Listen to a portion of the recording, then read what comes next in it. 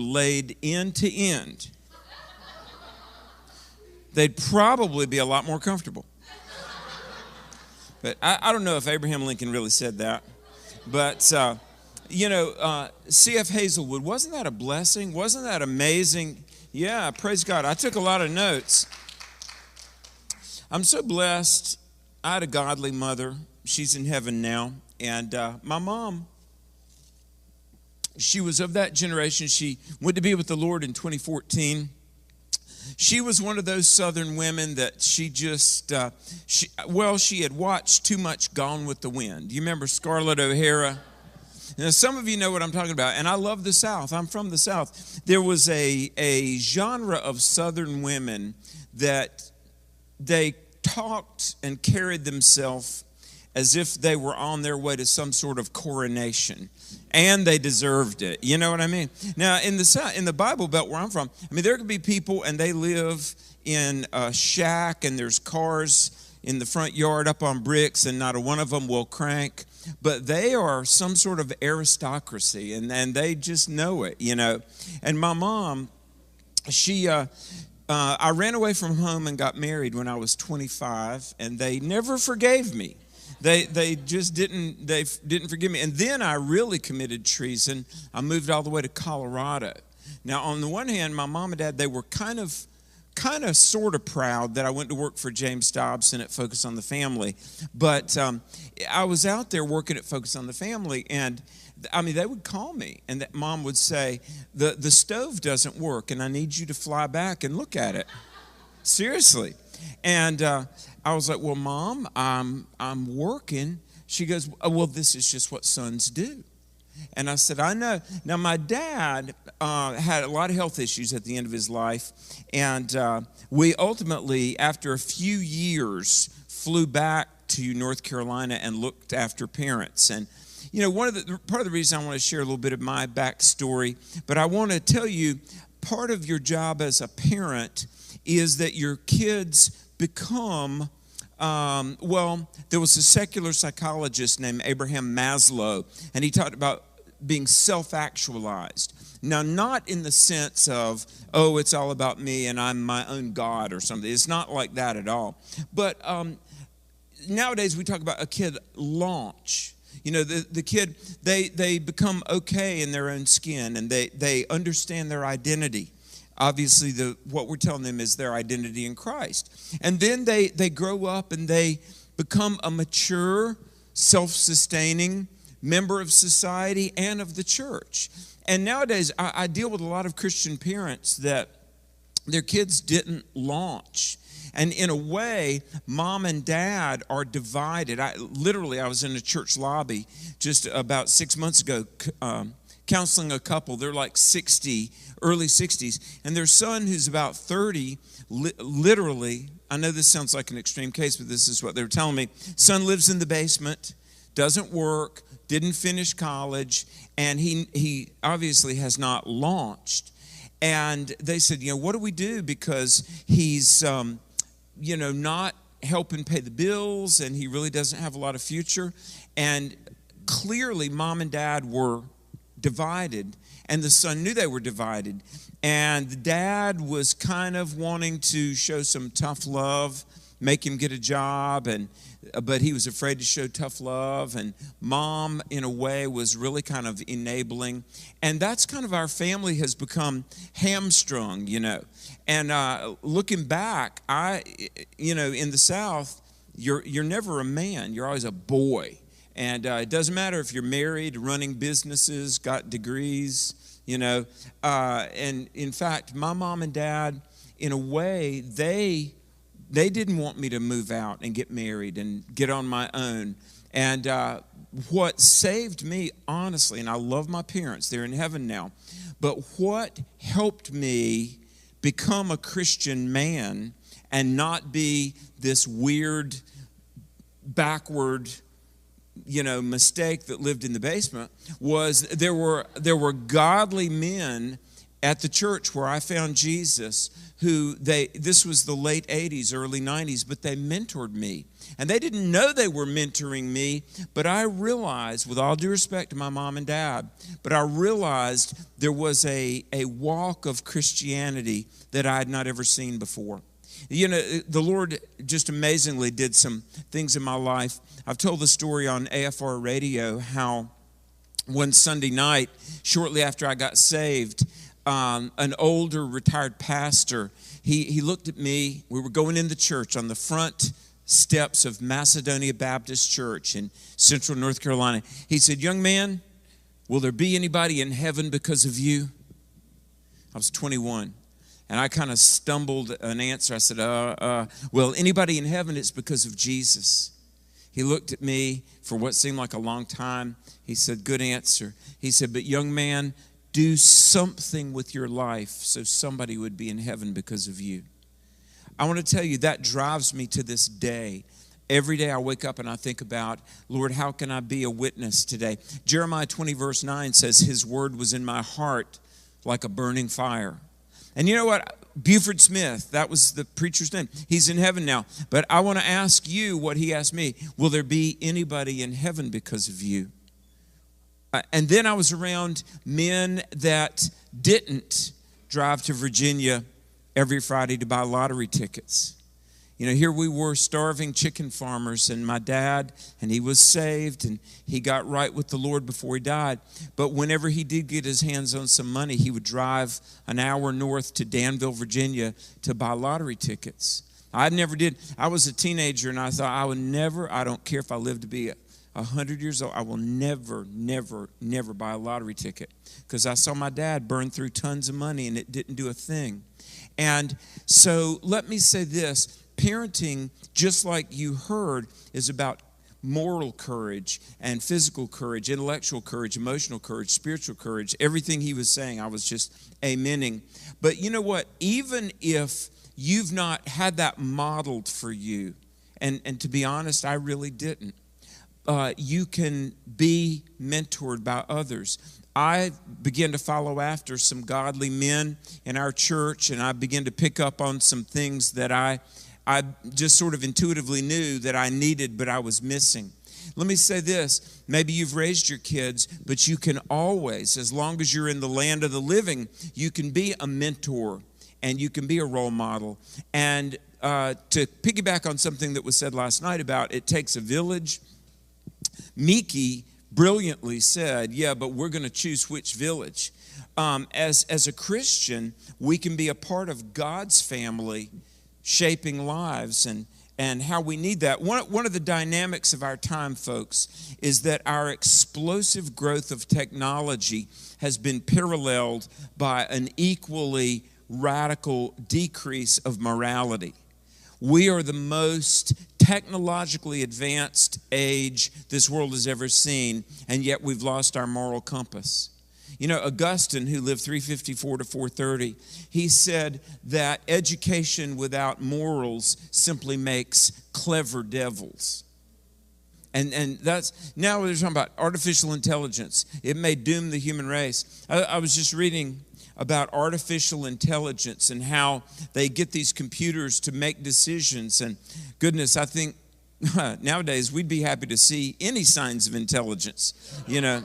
But they created this number word generator. They assigned words, and they thought, if the computer can randomly put sequences of numbers together, maybe the computer can put random sequences of words together.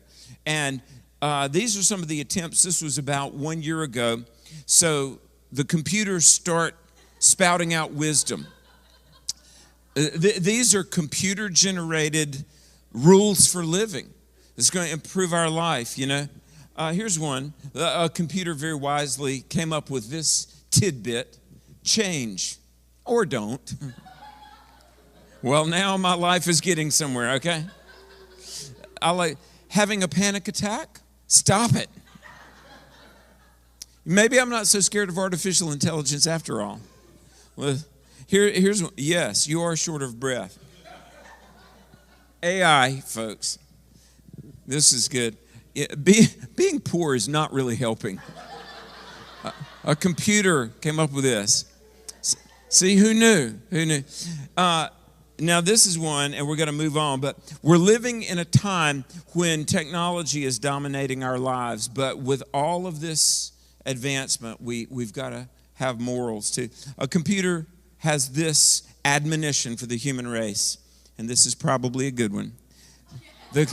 Stop being an idiot, say the computers. But do you know what? I had a student at a college ask me and say, all right, listen to this line of thought. Maybe God is not part of our past. Maybe God is part of our future, because the internet will someday be. And do you know what computing philosophers wonder if somehow the internet is self-aware, and God is not what created us, but we create God. And the computers will someday become self-aware. And they wonder, what about the day that all the servers and all the networks link up, the internet becomes self-aware and decides to, just imagine, let's say there are 500,000 people on life support right now, and the computers say, well, you know what? They're non-producers, switch them all off. Now, the college student asked me, what if AI becomes God? No worries. But how would you respond to that? What's wrong with that? Why do you not need, what you need to fear are the godless, unsaved humans running the grid. But the grid will never become God. And why? Anybody got any initial reactions? It's not the creator. The creation is not the creator. What else? God is eternal. And God made Adam and Eve. And it says God breathed into Adam the breath of life. And man became a living soul. That's right. All right. By definition, God is eternal. The internet was created. And do you know what? Now I will grant you there's so much technology that during the book of Revelation, it talks about that there's this image of the beast that can talk and do apparent miracles, and many will be deceived. What is so sad is that just like in the Tower of Babel, man made his own way to heaven, and idolatry, God created us in his image, and we've been returning the favor ever since. We make the God of our own choosing. We're in a time when technology has so far surpassed our moral capabilities. Look at this right here. This was a Harvard University study, Stumbling onto Happiness. And it's talking about being married is the single best predictor of human happiness and the quality of human relationships.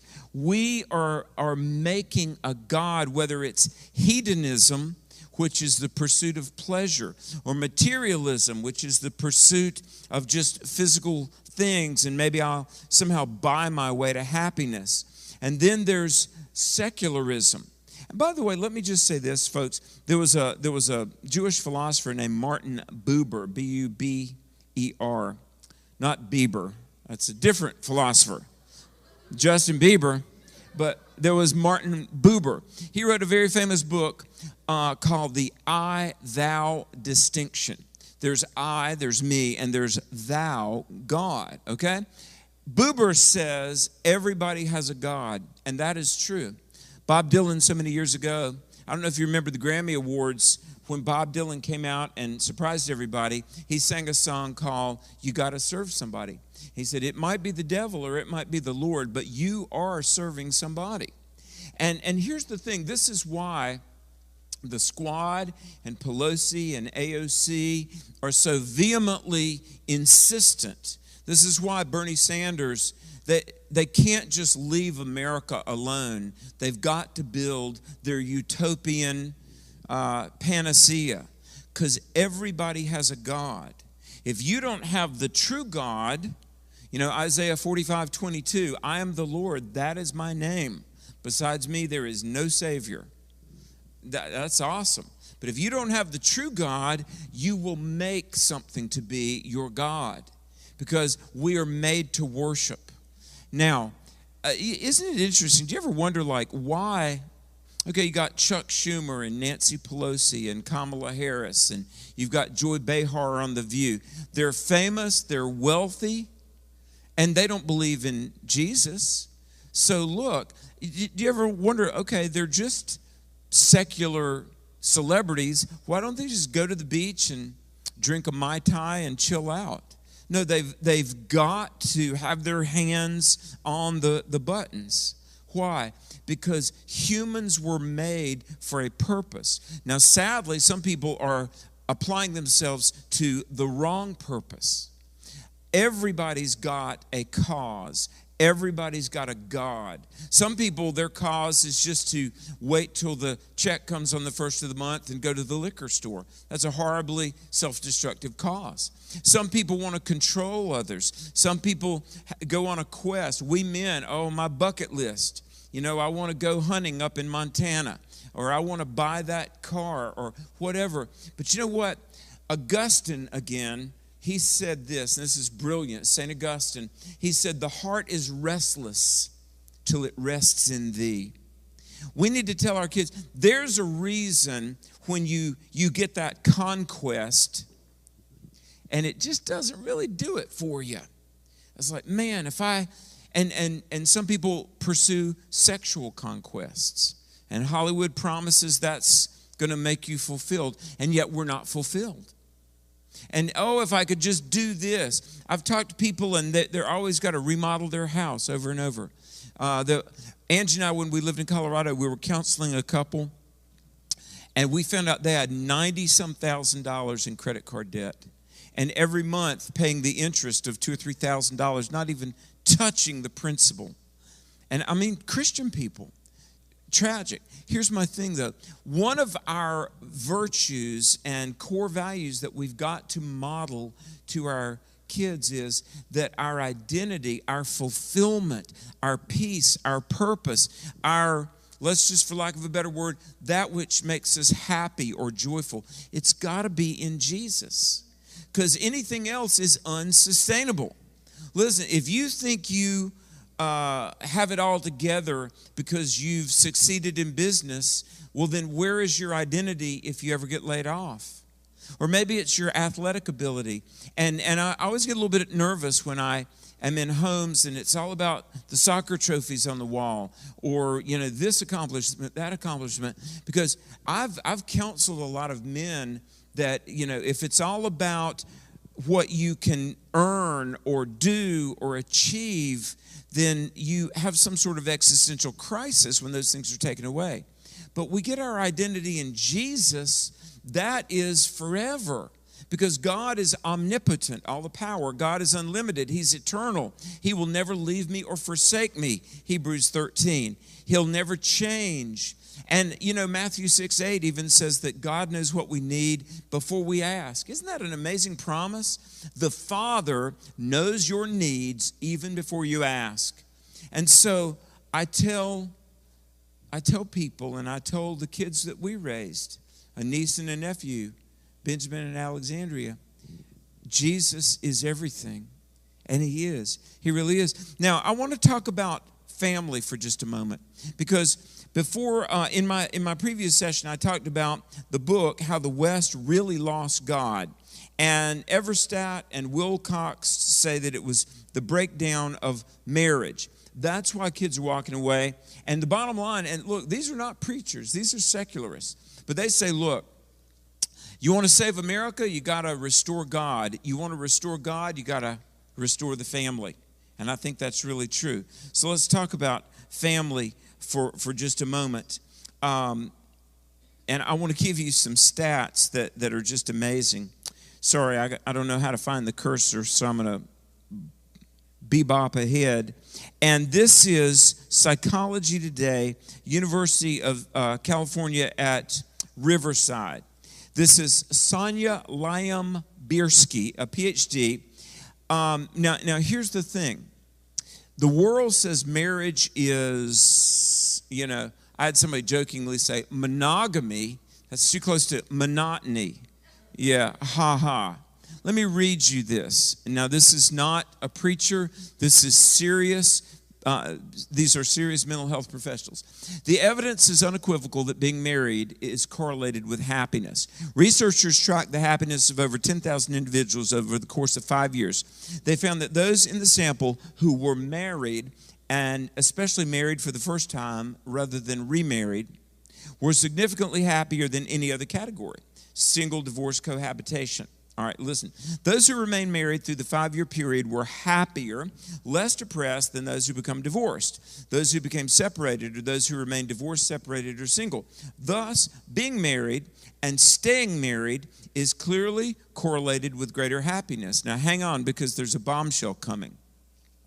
And for those that have been divorced, I'm not trying to beat up on you. Please forgive me. Look, we all sin and God fixes us and forgives us. And some have divorced and it was no fault of your own. I worked for Mr. Marriage and Family, James Dobson, and he is a man of so much grace. And the 3 A's that we learned in counseling, there's adultery, abuse, and abandonment. And so in my trying to champion marriage, please don't hear me condemning those whose marriage track record has been less than joyful. But in our quest to make everybody mindful of the grace of Jesus, we can't neglect proclaiming what God's ideal is. And one thing that's in the church, you know, if somebody, there's an out-of-wedlock pregnancy, and while we don't want to just clobber and you know, demean the expectant mother, at the same time, we have got to proclaim the whole counsel of God, that God does have an ideal because he loves us. One man and one woman for one lifetime. Well, we've got to tell kids this. Look, the happiest you'll be, the more likely to be financially successful, the more likely you'll be to be emotionally stable. You'll succeed. Now, get ready. I'm going to give you an amazing stat here. Look, get married, stay married, have kids.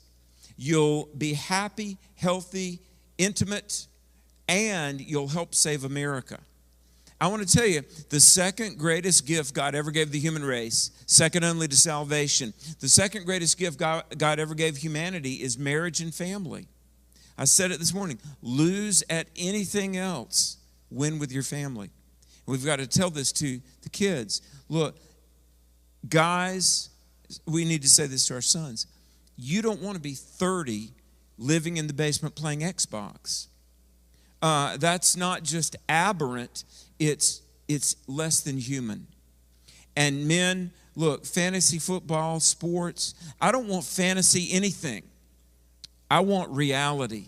And reality is in Jesus. We used a word when I was working at Focus on the Family, the word knight, K-N-I-G-H-T. You remember the idea of a knight? Chivalrous, brave, always doing the right thing. The damsel in distress was rescued when the knight would show up. Dobson and all of us, we would travel doing seminars. We wanted God to raise up boys that were Christian knights in armor, really. Not maybe in swords and chain mail, but the armor of God, Galatians. And so I'm going to give you a statistic. Clearly, the scientific and mental health professionals are saying marriage is good for us, right? Now, Hollywood's not saying this, but the people that actually deal with human life, let's go even deeper. Being married, staying married, clearly correlated with greater happiness. Now, listen to this. Another possible and vital correlate or consequence of marriage is good physical health. A growing number of studies are showing that married people are relatively less likely than others to have high blood pressure, develop heart disease or cancer, to have surgery, to come down with pneumonia, to succumb to dementia, even to get in a car accident, even to be murdered. Married people, but especially those who stay married to the same person for as many years as possible, live relatively longer. This is amazing. Statistics show you're less likely to be in a car wreck or die in a car wreck if you're married. It says, having a spouse conveys many potential goods. Children, intimacy, having a party date, domestic and financial support, companionship in our old age, and happiness is only one of them. Last quote. Scientists have concluded that strong, warm, fulfilling interpersonal relationships undoubtedly make us happy. An avalanche of research demonstrates this. What are they saying? They're saying, wow, it is not good for man to be alone. Therefore, I will make a help meet or suitable for him. For this cause, a man shall leave his father and mother and shall cleave to his wife, and the two of them shall become one. Do you know what? I want to tell you something. God so loved the world that he sent his only son, John 3:16.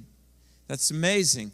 But God, as if salvation itself weren't enough, God gave us this glorious, wild, wonderful, thrilling, fulfilling, maddening odyssey called marriage, family, and home.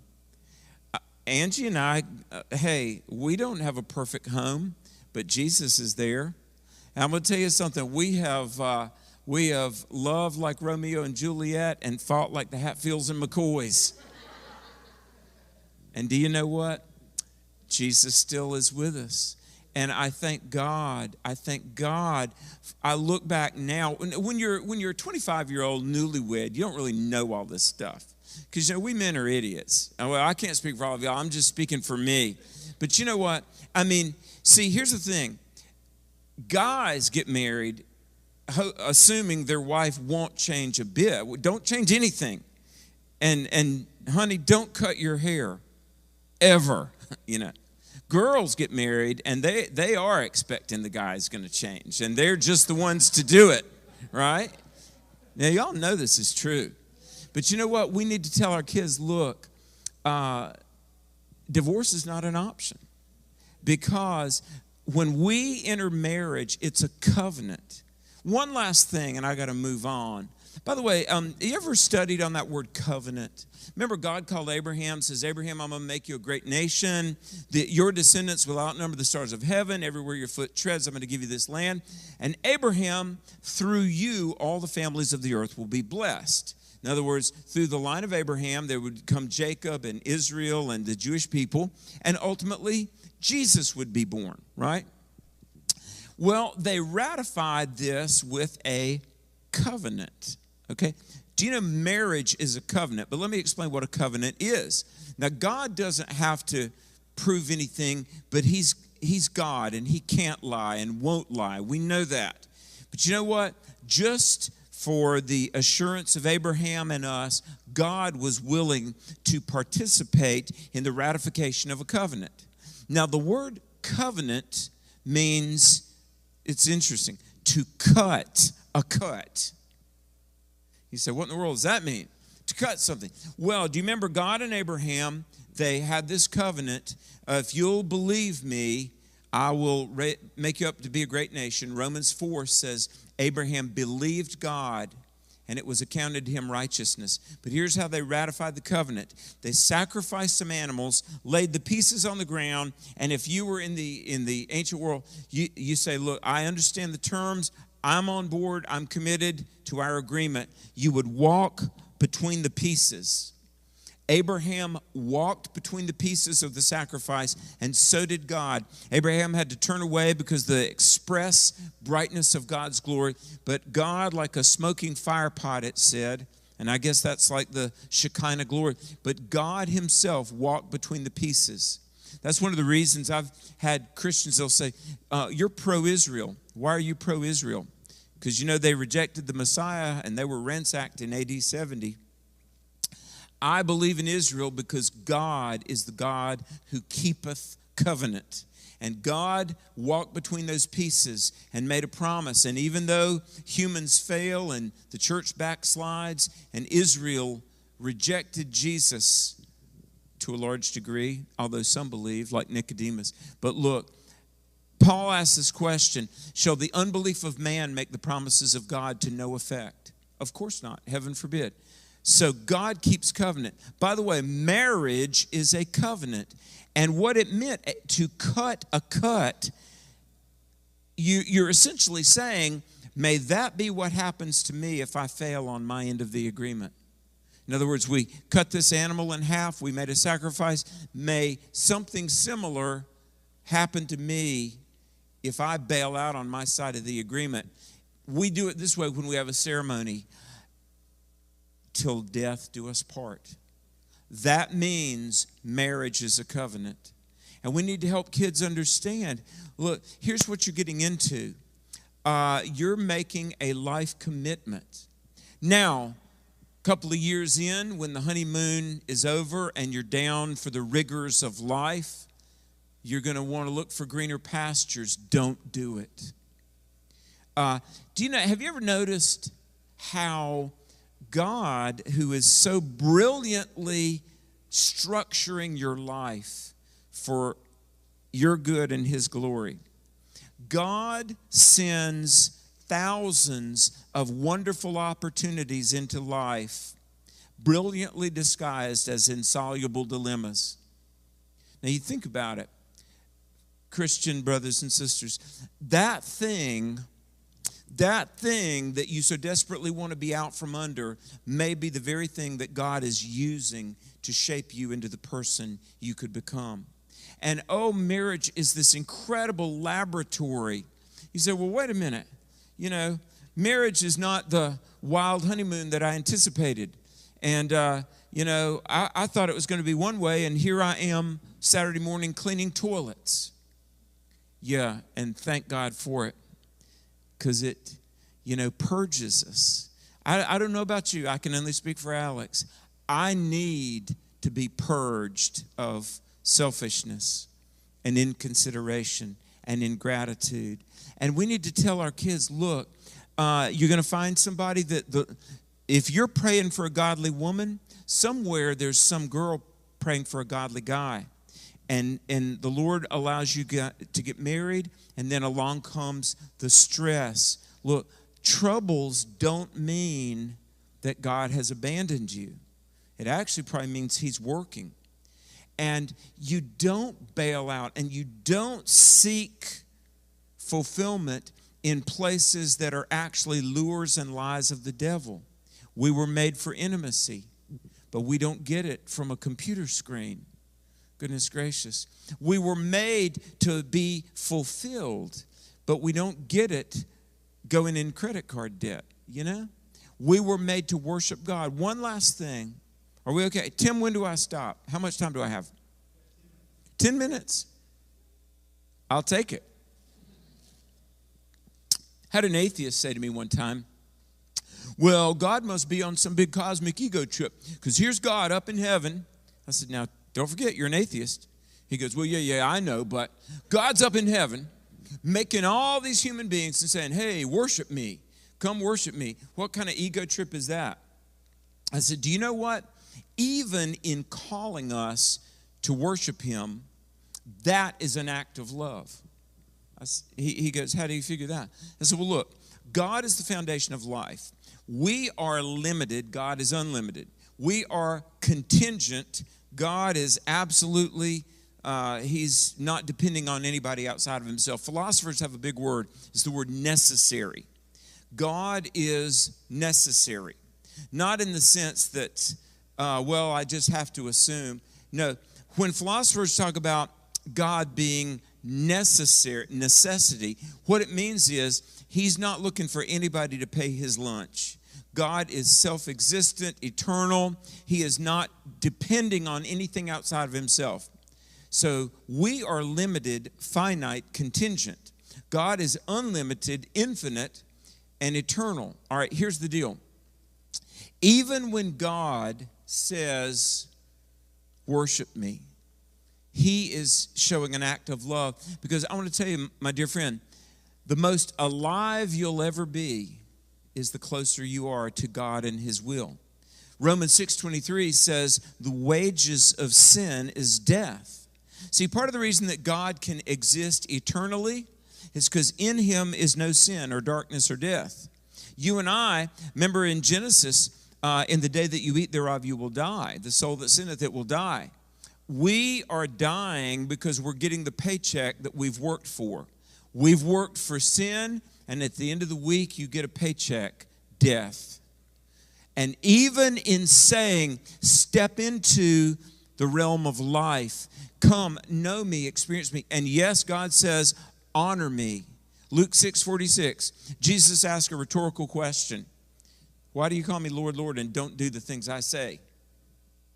That's a good question. Look, the most alive you'll ever be is the closer you are to God and His will. And so we need to help our kids understand that God, when God says, trust me, do the right thing, I love in the Psalms, I believe it's Psalm 16 that says, Psalm 16:6, I think it is. See, I grew up around people reading the King James. It's not the only Bible I know, but the King James says, blessed is the man that swears to his own hurt. I thought, what in the world does that mean? So I read, do you know what it means? And this is the word of God. Blessed is the one who does the right thing even if it costs them. And we need to tell our kids, look, please take God at His word. Do the hard thing, the right thing, the costly thing, and there is blessing and there's benefit and there is the favor of the Lord when you do not the easy thing, but the godly thing. And oh my goodness, where else are we called upon daily to do the Christ-like thing more so than in the home? Hey, some days we have to show grace. Some days we need grace. Some days we say no to what I want to do. But Mom, I want to go outside and play. No, we agreed that today we're going to clean our room. And do you know what? It's Jesus that saves us. And it's living for Jesus that sanctifies us. And we've got this generation of spoiled brats, and some of them are 65 years old. I want to say this. I had a lawyer friend, he's in heaven now. His name was Bob Shearer, and he was an AFR listener, and he was a great, godly man who was a lawyer. He died about a year ago. One day we're talking, and he said, it's the cross of Christ that gets us into the kingdom, but it's the cross of sanctification that gets the kingdom in us. I said, whoa, say that again. He said, what? I said, Bob, that was brilliant. He said, he kind of rewound the tape and he said, it's the cross of Jesus that gets us into the kingdom, but it's the cross of sanctification that gets the kingdom into us. I said, that's about one of the most profound things I've ever heard. And we need to help kids understand, when you accept Christ, that means that you have agreed to die daily. When you enter into marriage, that means you have entered into a commitment, come what may. And you know what? Hard as it is, deferred gratification, waiting, praying, sometimes thinking, I'm not getting my way. And then you look up one day, I do. I look back at what Alex was, and I ain't much now, but 30 years ago, I was really a pain in the neck. And I think, thank you, Jesus, because you saved me from my sins, and through marriage and life and responsibility, Jesus, you saved me from myself. Now, y'all look real godly, but I was a mess. And I thank the Lord. And we need to tell kids, look, all that stuff that you want for yourself, you're going to find it in the context of Christian family.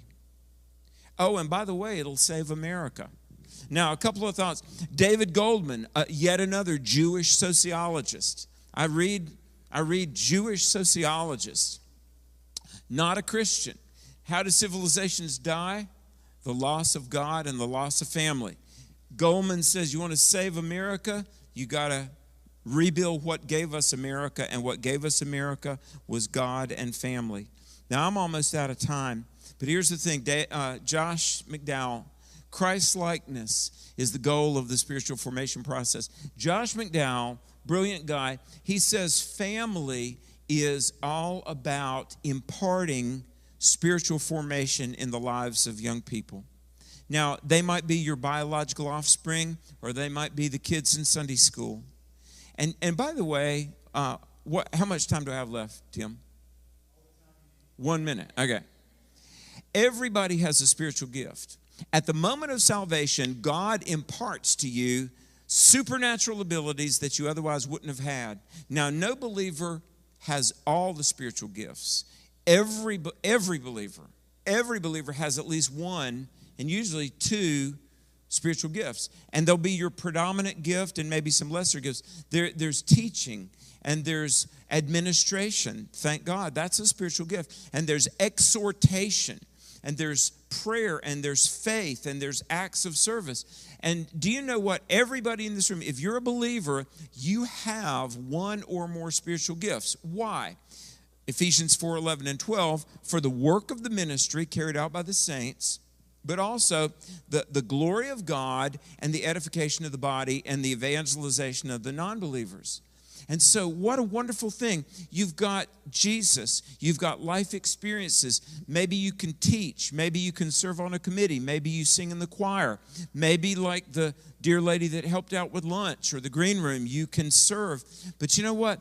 We've got to understand that the two areas of responsibility and the two greatest avenues for joy and fulfillment, it's in the family and it's in the local church. I know not everybody here is a member of fellowship, but if you don't have your membership at a local church, be a part of a church. We're all part of the church, but oh my goodness, how we can offset what Miki was talking about. Hollywood and secular education, because their God is some Marxist utopia, they are in it to win it and build some, heaven on earth that's going to be the tribulation. But we've got to be the church. And there are kids, they're hungry. They're hungry, and they want to be loved. Last thing I'll tell you, I was in Houston on Easter Sunday about 4 years ago. And I got there, we had a Friday night college thing, and then we had a seminar somewhat like this. And then I preached like 3 services on Sunday. And there was a kid, and man, he shadowed me the whole weekend. Just a nice, just all-American boy. And, by midday Saturday, I was like, he really wants to talk. And I gave him a couple of our books. And I said, hey, man, it's just, tell me about the Lord. And he was in the church. And on Sunday, I was packing up to leave, and he looked at me, and he said, you've really made this weekend special, Mr. McFarland. And I said, well, praise God. You've helped me out and encouraged me. He looked at me, he said, today's my birthday. Today I turned 16. And I was like, oh, wow. I mean, because 16th birthday, that's a big milestone. And I said, well, I thought you'd be with your family. And he goes, well, I just don't really know where my family is. He said, I've never known my dad. And he said, my mom. He looked at me and he said, my mom's with a different man about every weekend, and the church lets me stay with people. So he said, I just don't really have a lot of family, but I thought I would tell you it was my birthday. And we had one last service, and we got up, and it was a really big church, something River over near Houston, big church, and we sang happy birthday. But my heart broke, because here's a godly young man, just wanted to be around people that would invest some time, and the church doesn't know his dad. Mom is in who knows whose bed this weekend, and that special moment, 16th birthday, and he was just by himself. But we made sure the church rallied around him. I could tell you that story 1,000 times over. So let's thank God that we're saved. Let's thank God that we have family. But let's also step on up to those around us who don't have family, but God can use us to birth them into His family. It will bring you fulfillment, and it will save America. Be a champion for family. Tim, what's next?